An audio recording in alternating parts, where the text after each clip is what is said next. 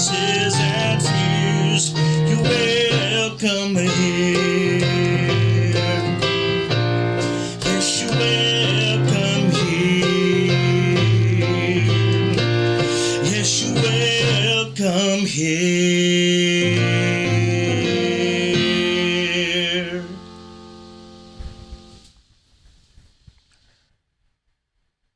Good afternoon. I'm Reverend Dave Thompson, and I'm really excited to bring you back to our Civil Human Bible study.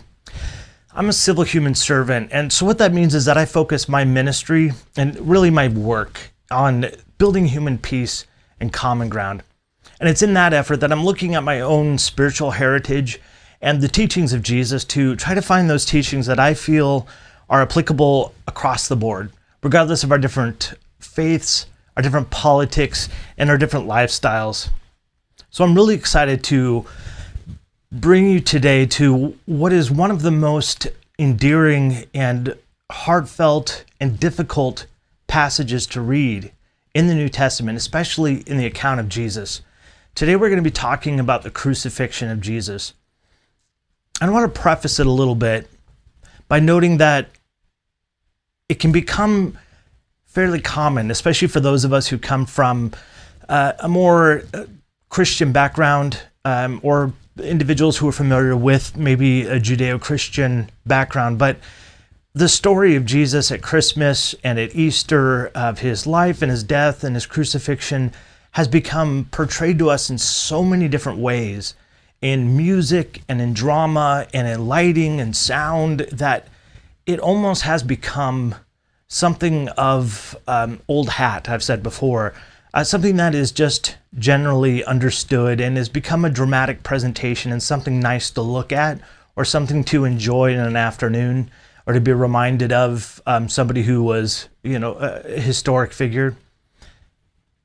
Today I want to talk about what I feel is one of the most important aspects of this particular part of the story of Jesus, that we as human beings have the ability to see and to apply even in our lives today. And I want to contrast that with our study yesterday, which I titled The Worst in All of Us. When we looked at the Romans, when the Romans tortured Jesus, and we talked about how humanity has that in every single one of us, that ability to do the worst things. But today, I'm really excited to bring a story and a part of this conversation to you about the best in all of us. So let's go ahead and jump into the passage. It's Matthew chapter 27, verses 32 through 44.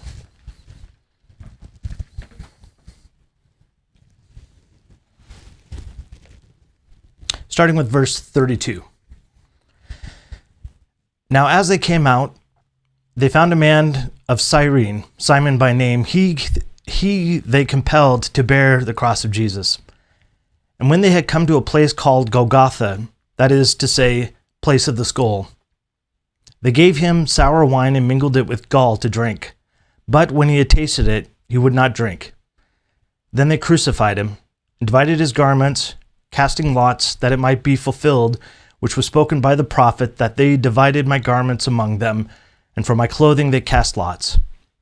Sitting down, they kept watch over him there, and they put up over his head the accusation written against him, "This is Jesus, the King of the Jews." Then two robbers were crucified with him, one on the right and another on the left, and those who passed by blasphemed him, wagging their heads and saying, "You who destroy the temple and build it in 3 days, save yourself. If you are the Son of God, come down from the cross." Likewise the chief priests, also mocking with the scribes and elders, said, "He saved others, himself he cannot save. And if he is the King of Israel, let him now come down from the cross, and we will believe in him. He trusted in God, let him deliver himself now, if he will have him. For he said, I am the Son of God." Even the robbers who were crucified with him reviled him with the same thing. This is a continued story of Jesus' crucifixion. Yesterday we ended after the Romans had essentially tortured Jesus, and they were now leading him down to the place where he was going to be crucified. I do love this interesting side note that Matthew puts in here, and it's actually recorded in other accounts of Jesus about Simon, who's this guy from this area called Cyrene, who ends up actually stepping in and being called on to take the cross from Jesus and to carry it with him. I want to explain what actually happens in this process. So crucifixion was not invented by the Romans, but it was really perfected by the Romans. They used it as a way to draw fear and hate and anger towards individuals who saw people crucified in front of it. It was a public thing, and usually it was outside of the gates of the city that they were at. It would involve having a criminal who was flogged and probably mocked like Jesus has been, and then they would be given a piece of wood, a plank, a tree, a cross, it says, but the word there really just means a big piece of wood. And they would carry this piece of wood. The whole cross, the whole thing would have been about 300 pounds. The actual part that they probably carried was about 100 pounds. So keep in mind that Jesus was no doubt suffering from a lack of food and water. He had been flogged with cat and nine tails, so his backs and legs of skin were torn up. And now he's carrying this log quite a distance down to the place where they're actually going to crucify him. So along these lines, individuals would watch. Sadly, it was a bit of a public event for people, just like hangings really were a public event for Americans not that long ago. So as Jesus is coming down, this guy named Simon, who's from Cyrene, ends up getting tasked to take the cross from Jesus. And it's an interesting point that they bring it in there. I'm not exactly sure why they felt that it was compelling to include him, but it is an interesting aspect. And then they bring Jesus down to the place where he's going to be put onto the cross and lifted up. And it's called Golgotha. We don't really know where this is located. There's a few different ideas, but nobody really knows for sure. We know that it's just outside the city gates of Jerusalem.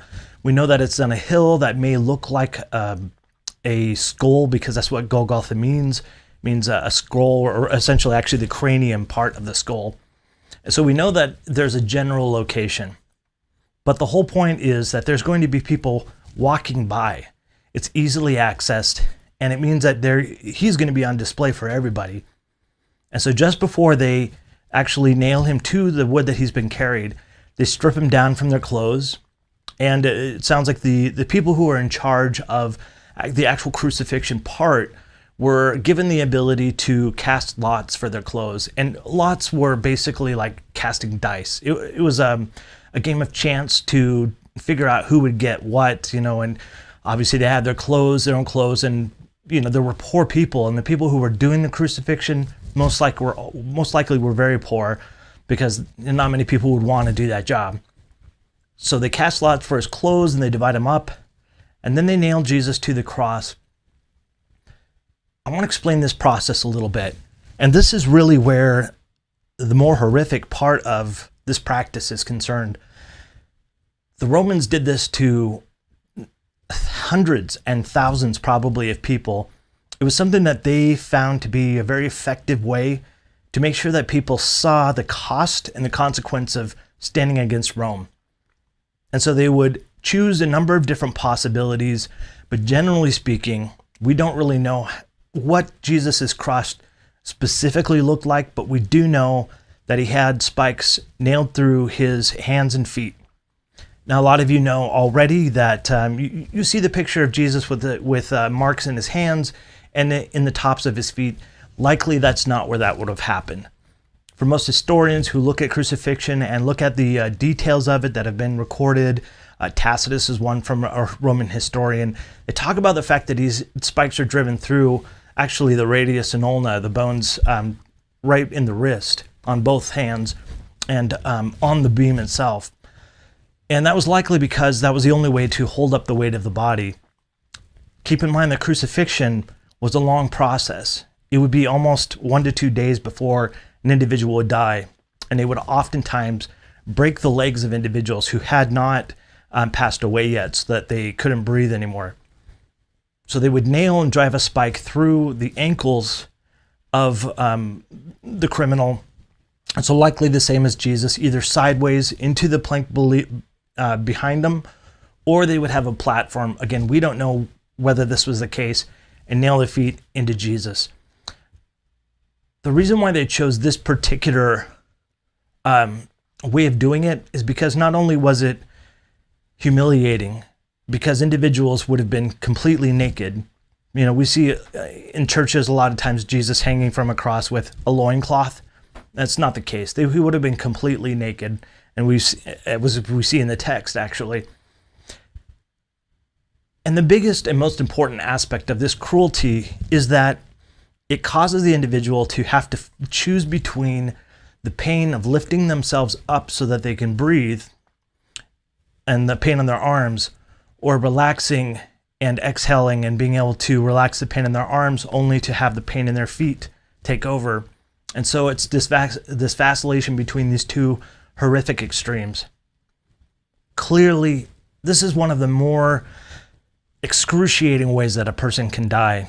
And in fact, many historians of the first century even claimed it to be one of the most horrific ways that people would put people to death.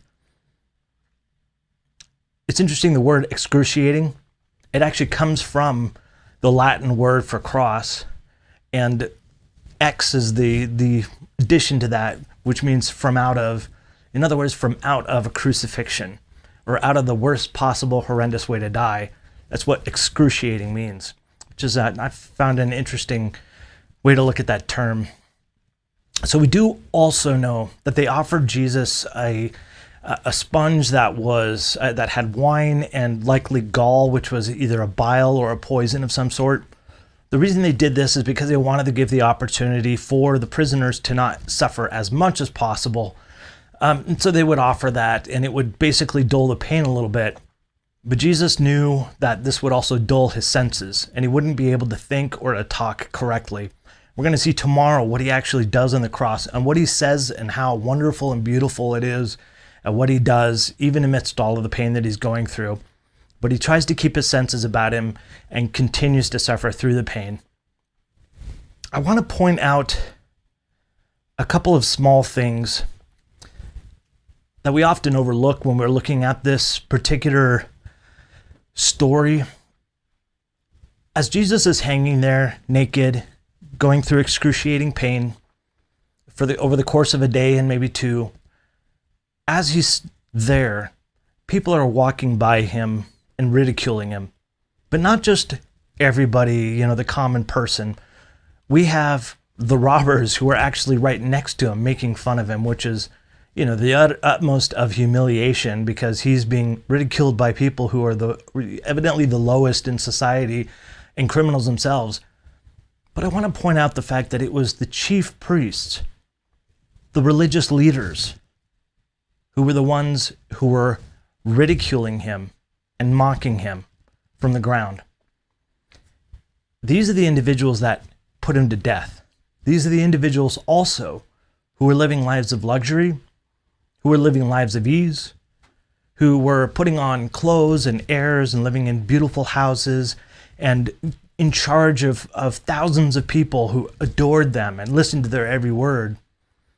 But these are the individuals who never touched or never helped a person who was poor, a person who was a leper or sick, those who were cast aside and marginalized in the society.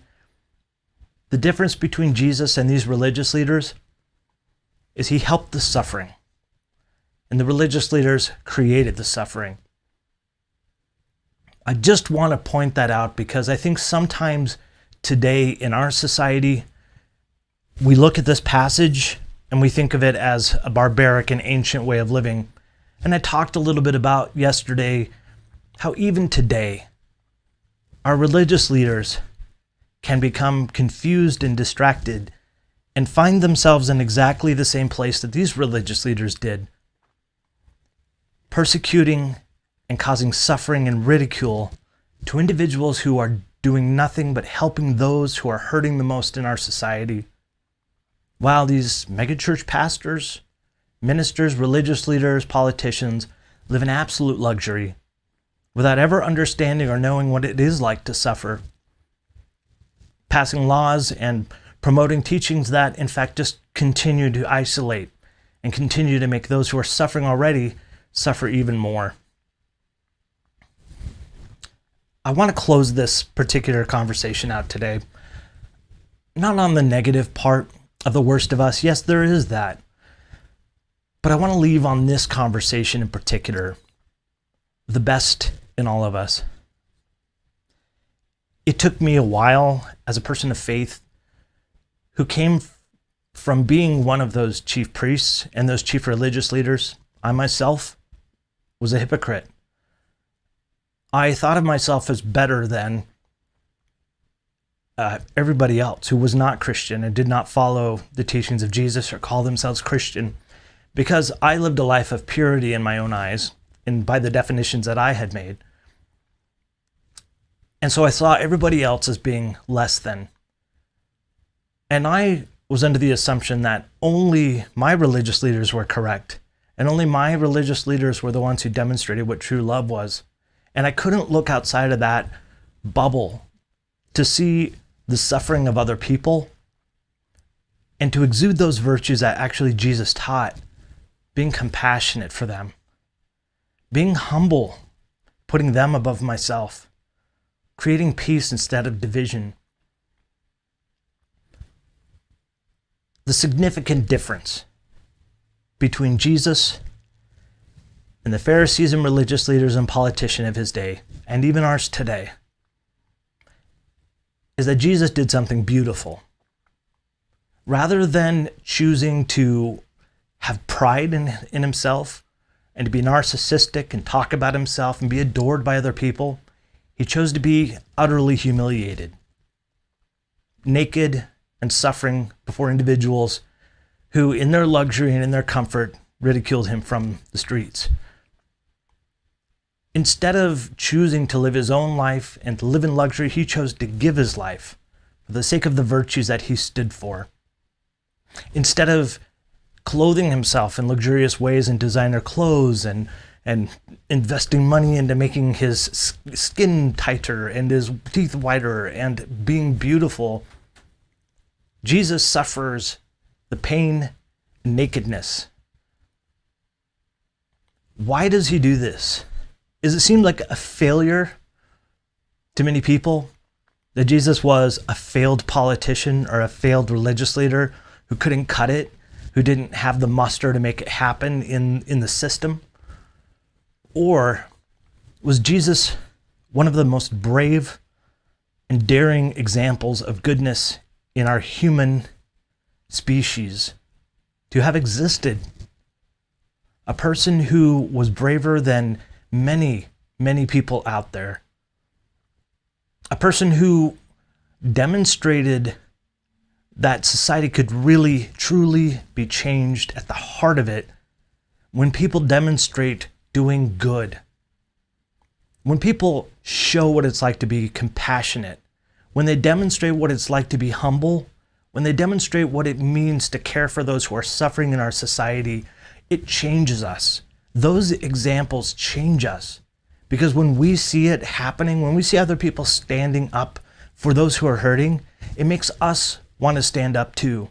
When we see an individual fighting against those who live in luxury so that those who live in squalor can be lifted up and that our society can become better, those people cause us to become better, to be challenged to be better. I want to leave on this comment today. In all of this, and everything that's going on in our society, may I encourage you, as I'm doing the same right now, to look at those that we lift up and venerate and praise in our society, the people that we put in power. It doesn't even matter what side you're choosing, because we have people who are doing the exact same thing on both sides. People who are living for their own self-agenda, for their own self-aggrandizement, for their own luxury. Meanwhile, maybe talking about the poor, but never doing anything about it. I want to encourage you to look for those people who are doing something. I'm very excited to be working on a show coming up where I'm going to be doing just that, featuring individuals in our society that are making a difference as human beings, looking out for those who are suffering in our society, setting aside their own wealth and luxury and privilege to help those who don't have either of those. Can I encourage you to look to these people as a source for your encouragement and a source for your moral example? And then to help them, to stand up and help them, to become part of the change. We can talk all we want, but until we put our feet on the ground, until we make an impact on those who are truly suffering, nothing will change. And it will just continue to go the same way it is. It may cost us something, and it may mean that we will be humiliated by those around us. But what does it matter? In the end, we will feel better about ourselves, and we will inspire others. Thank you so much for joining me today. I've really adored this Bible study, this different look at coming at it from a human being as opposed to a person of faith. It's given me the opportunity to look at it from fresh eyes, to see, really a Jesus and the teachings and an example of goodness in humanity in a way that I never saw it before. And I'm ashamed to say that in many ways, but I'm happy to say that you've been a part of the journey with me. And that has been such an encouragement for me. And thank you for everybody who's reached out and expressed your gratitude for what this study that I'm doing. It really was just a product of COVID. And I thought, well, why don't I go through and read through some of my own spiritual heritage?